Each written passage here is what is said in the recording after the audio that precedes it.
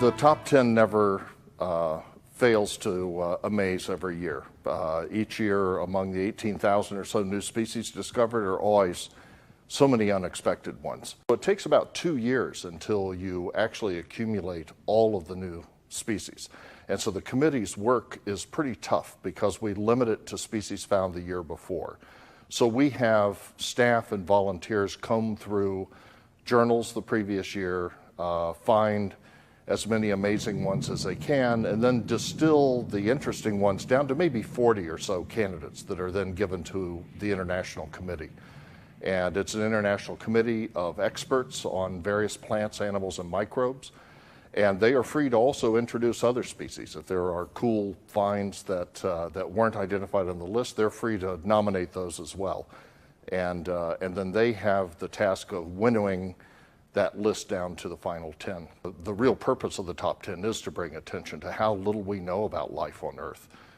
In 250 years, we've discovered fewer than 2 million kinds of plants and animals, and the best estimates are there are another 10 million awaiting discovery.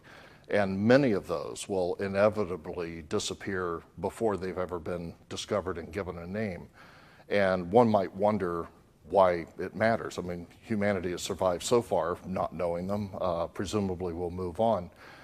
And yet we're at a point in the relationship between humans and the environment that we've never seen since humans existed.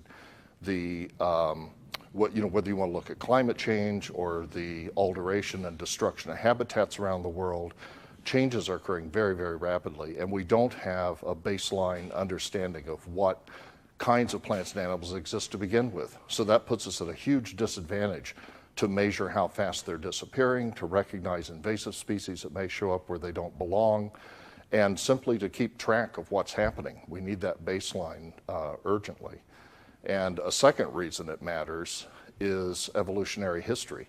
We have only begun to understand our own origins, and everything that makes us human is modified from something that ancestral mammals had, like this musk ox behind me.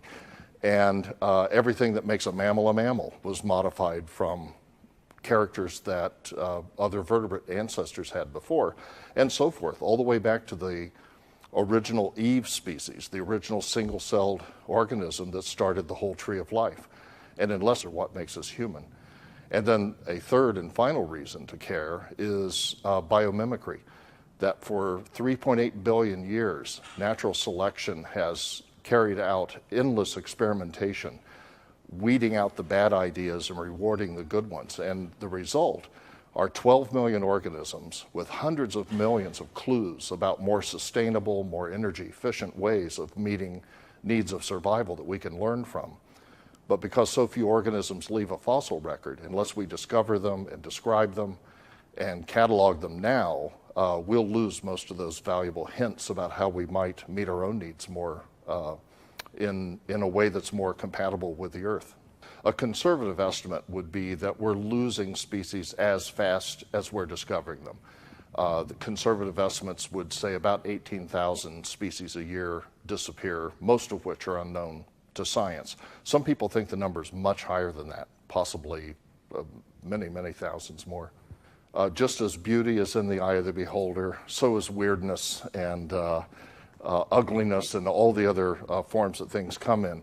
Biologically, I think the one that intrigued me the most was a tiny frog that actually gives live birth to tadpoles. And that is really a remarkable phenomenon. Out of more than 6,500 kinds of frogs in the world, fewer than a dozen have internal fertilization. And of those, all the known ones either lay fertilized eggs or give birth to tiny froglets. And this was the first one that had that intermediate condition of actually giving birth to live tadpoles.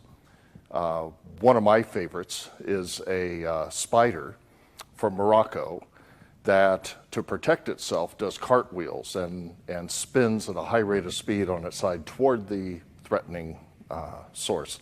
It lives in open sand dunes, so there are no bushes or rocks or anywhere for it to hide. So the best defense really is a strong offense. While we're losing species at an alarming rate, there are also lots of success stories. And frankly, the 18,000 species that scientists discovered and described last year is a success story too. We now know that much more about the planet we live on. I mean, the muskox is one conservation success story where populations have rebounded.